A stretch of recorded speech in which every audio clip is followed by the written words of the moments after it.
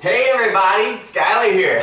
We're going to be making some toothpaste today. Why do I make my own toothpaste? It's cheap, it's better than the store-bought stuff, and no chemicals, no artificial anything, you know what I'm saying? That's a bad time. Alright, we need just a few ingredients. You need some essential oils, you need some distilled water, and you need some baking soda. I prefer aluminum-free baking soda because I do not want to get Alzheimer's. So, distilled water, I choose distilled water. The reason I do that is because it doesn't have any minerals in it, any kind of sediments that's going to mess up with the consistency of our toothpaste, you know? And it is also not going to have any bacteria that could grow over time.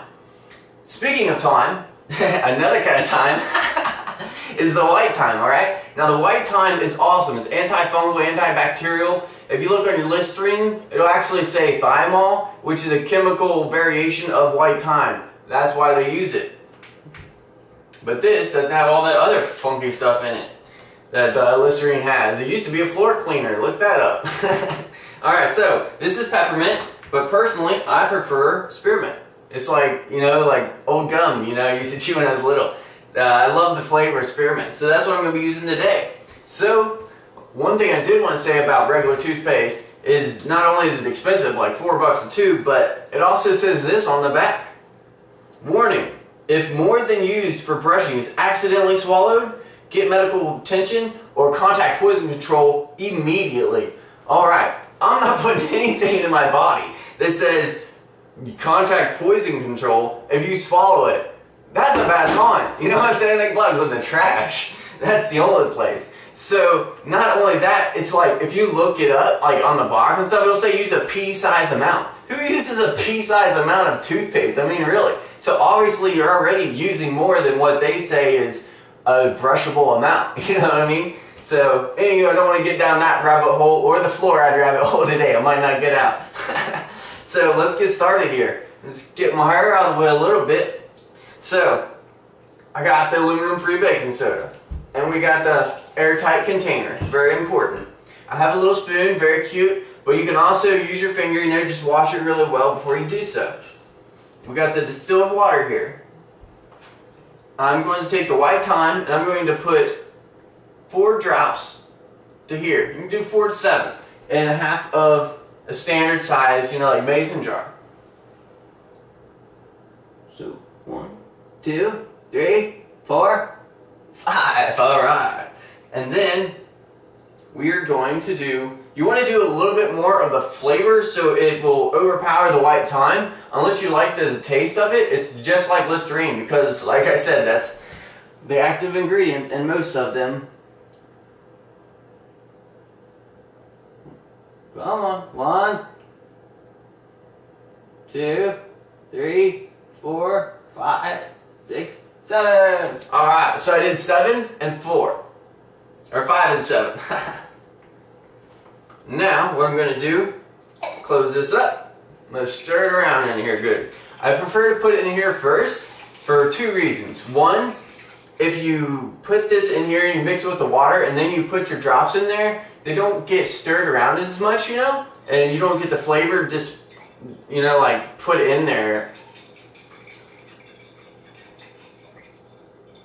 It's thoroughly mixed around, you know what I'm saying? Also, after about a week or so, water naturally evaporates, you know, so it'll slowly evaporate and you can add a little bit more back in. So you can keep this in your fridge for a long time. So you smell it, it smells right, it smells good, you know, so no need to add any more, anything like that. We're going to take our baking soda here, we're going to pour it in here. Now you want to leave room for mixing, you know, because you don't want to spill. Spilling's a bad time. So that's enough, and then we can add more like after I put the water in, you know. So we're just going to pour this in here.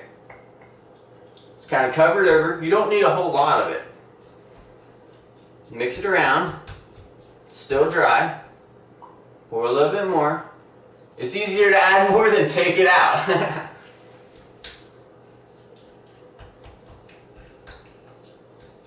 Mix, mix, mix. There we go. Coming together. And the cool thing too is like if you accidentally put a little too much water in it, then it'll just evaporate. So by the next morning you'll be good.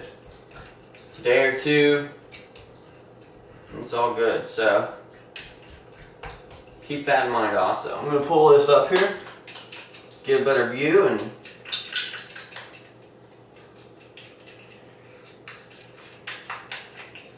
smells so good.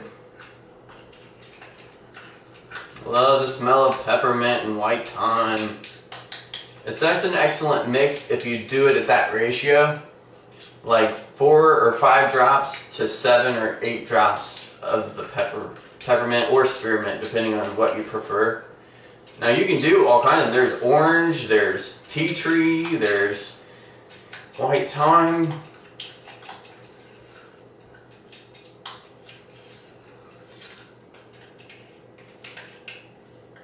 There we go. Now, after you get it to the consistency you prefer, you're good to go. Check it out. Nice little consistency. Like I said, as it'll evaporate and everything, and it'll harden in here a little bit. And once it does that, all you have to do is add a little bit more water to it, and you're good to go. So, as simple as that. That did not take but a minute maybe to make it. It's a lot faster to make it if you're not doing a video at the same time.